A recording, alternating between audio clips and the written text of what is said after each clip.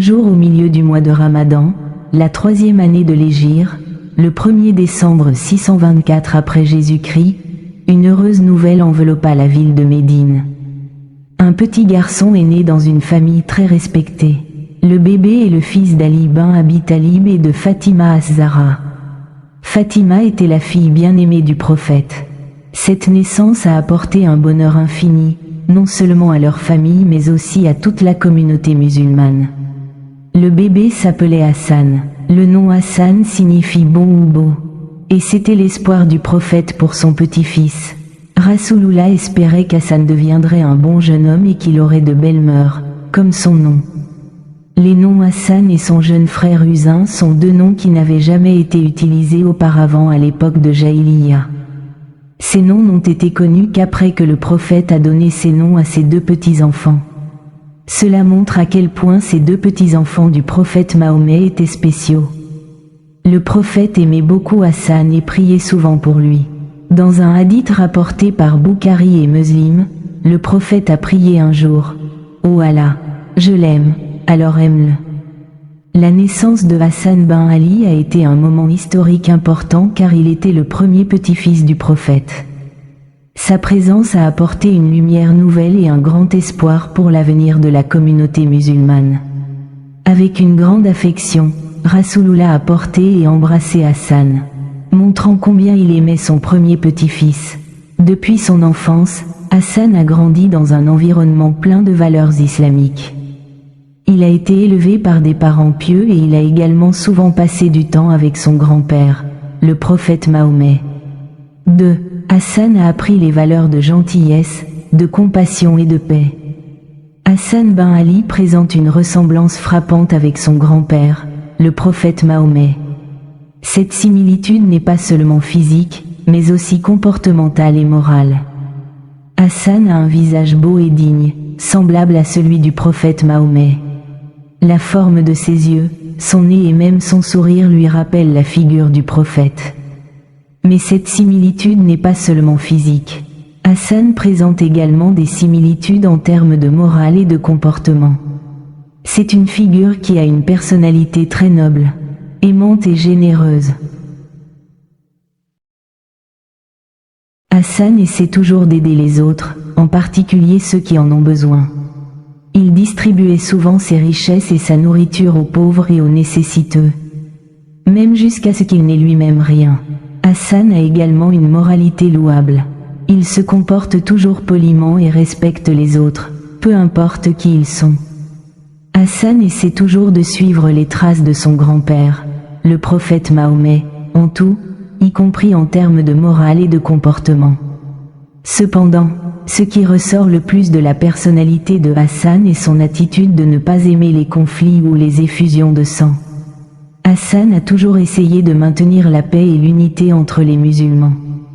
Dans la tradition islamique, le prophète Mahomet a garanti à plusieurs individus une place au paradis, et Hassan ben Ali était l'un d'entre eux. Rasulullah dans le hadith rapporté par Tirmidhi et Hakim dit « Hassan et Husain sont les deux dirigeants des jeunes au ciel ». C'est une très haute reconnaissance et une preuve de la bonté et de la vertu de Hassan ben Ali. Cet aveu n'est pas sans raison. Tout au long de sa vie, Hassan ben Ali a fait preuve d'un dévouement et d'un sacrifice extraordinaire pour sa religion et son peuple. C'était un chef juste et sage, un guerrier courageux et un serviteur obéissant de Dieu. Il a toujours essayé de suivre en tous les traces de son grand-père, le prophète Mahomet. La reconnaissance par le prophète Mahomet d'Hassan ben Ali comme un expert du ciel n'est pas seulement une appréciation mais aussi un espoir. L'espoir que nous pourrons tous suivre les traces de Hassan ben Ali et nous efforcer de devenir un leader juste, un guerrier courageux et un serviteur obéissant d'Allah. Hassan ben Ali avait plusieurs femmes et enfants. Ses épouses étaient Kulthum bint al-Fadel ben al-Abbas, Ola bint Mansur, Bazihir bint Abu Massu al-Ansiari et Jada binti Aziat. De ces mariages, Hassan ben Ali a eu plusieurs enfants, dont Al-Qasim, Hassan Muhammad, Abu Bakr et Fatima. Ainsi, la famille et les descendants de Hassan ben Ali ne font pas seulement partie de la famille du prophète, mais jouent également un rôle important dans l'histoire et le développement de l'islam. Ils ont hérité de la passion et du dévouement d'Hassan ben Ali dans la lutte pour la vérité et la justice, et ont poursuivi sa lutte et ses sacrifices de diverses manières. Hassan ben Ali est un personnage connu comme un gardien de la paix. Il est fermement convaincu que la paix est la meilleure voie pour les musulmans, et il essaie toujours de réaliser cette paix. Même si cela signifie sacrifier ses propres droits et sa position. À cette époque, les musulmans connaissaient de graves conflits internes, il y avait des divisions et des différends entre musulmans. Et cette situation risquait de déclencher une guerre civile susceptible de détruire les musulmans de l'intérieur. Hassan ben Ali, qui était alors calife, a vu ce danger et a décidé d'agir avec une sagesse et un courage extraordinaires. Hassan ben Ali a choisi de renoncer à ses droits de calife et de les remettre à Muawiyah, le chef du parti adverse. Cette décision n'a pas été facile, mais Hassan ben Ali a estimé que c'était le meilleur moyen de maintenir la paix et l'unité entre les musulmans. La décision de Hassan ben Ali montre combien de sacrifices il a consenti pour la paix. Il était prêt à abandonner sa position et son pouvoir afin de maintenir l'unité et l'intégrité de la Oumma musulmane. C'est une preuve de grandeur d'esprit et de détermination. Hassan ben Ali. Un jour, Hassan ben Ali fit un rêve très mémorable. Dans son rêve, il a vu les mots « Qul huwallahu ahad » entre ses yeux. Cet écrit fait partie de la sourate Al-Ikhlas, une des sourates du Coran, qui signifie dire qu'il est Allah tout-puissant. Ce rêve donne à Hassan un message profond et spirituel. Hassan ben Ali a également raconté son rêve à sa famille. Sa famille a reçu cette nouvelle avec joie car elle a compris que ce rêve était le signe que la mort d'Hassan ben Ali était proche. Il croit que ce rêve était la manière d'Allah de dire à Hassan qu'il serait bientôt appelé à revenir vers lui. Même si cette nouvelle peut paraître surprenante et triste pour Hassan et sa famille, c'est une nouvelle qui apporte la paix. Il croyait qu'Hassan reviendrait vers Allah et qu'il serait placé au paradis, l'endroit que le prophète Mahomet lui avait promis. Ce rêve est le signe que le voyage d'Hassan dans ce monde est presque terminé. Mais malgré cela, Hassan vit toujours ses journées avec sincérité et courage. Il a continué à essayer de faire le bien et d'aider les autres jusqu'aux derniers instants de sa vie. Vers la fin de sa vie, Hassan ben Ali ressentit une profonde anxiété dans son cœur. Il avait l'impression que quelque chose allait se produire, quelque chose qui allait tout changer. Cette anxiété n'est pas de la peur ou de l'anxiété, mais un sentiment difficile à expliquer. Un sentiment qui ne peut être ressenti que par celui qui sent que sa mort est proche. Cependant, au milieu de cette anxiété, Hassan ben Ali n'était pas seul. Son frère Usain ben Ali était toujours à ses côtés, lui apportant soutien et calme. Usain, qui ressentait également la même anxiété, a essayé de calmer Hassan avec des paroles pleines de sagesse et de compassion. Usain a rappelé à Hassan que la mort n'est pas la fin de tout, mais le début d'une nouvelle vie. La vie éternelle au ciel. Usain a dit à Hassan qu'il rencontrerait les personnes qu'il aimait, comme Rasulullah, Ali ben Abi Talib, Khadija, Fatima, Kassim, Tahir, Hamza et Jafar. Ces paroles ont donné à Hassan la paix et l'espoir. L'anxiété de Hassan ben Ali avant la mort est le reflet de sa foi et de sa piété.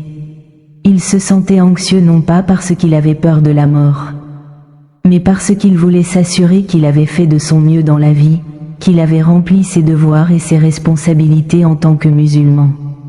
Le 1er avril 670 après Jésus-Christ, le monde islamique a perdu l'un de ses plus nobles dirigeants, Hassan ben Ali. Hassan, qui était le petit-fils bien-aimé du messager d'Allah et le fils d'Ali ben Abi Talib et de Fatima az-Zahra, est décédé à Médine. Hassan est mort d'une manière tragique et triste. Il a été empoisonné par sa propre épouse, Djeida bint al-Assad ibn Qaïs Muawiyah, qui était alors au pouvoir, et qui avait des contacts secrets avec Djeida.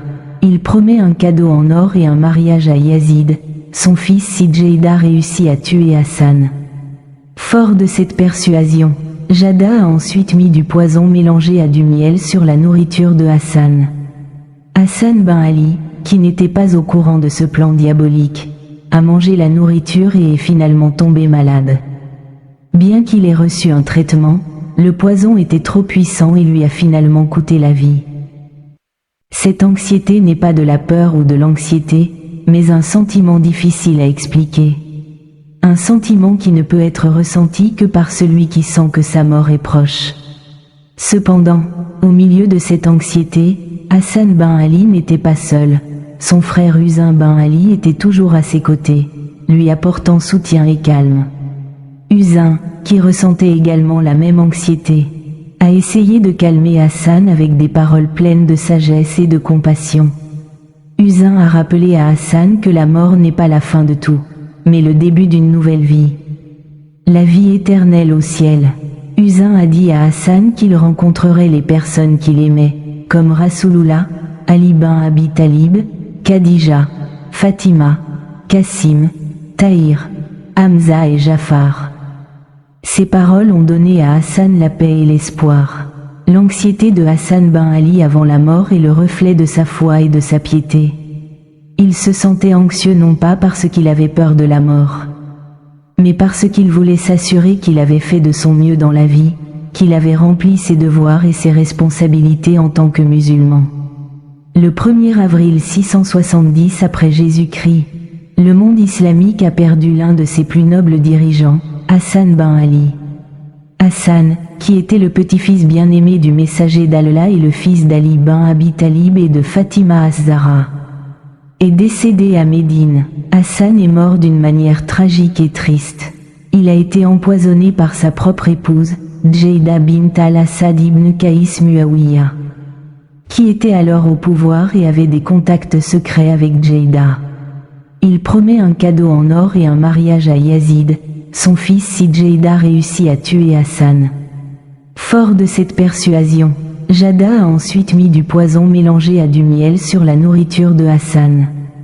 Hassan ben Ali, qui n'était pas au courant de ce plan diabolique, a mangé la nourriture et est finalement tombé malade.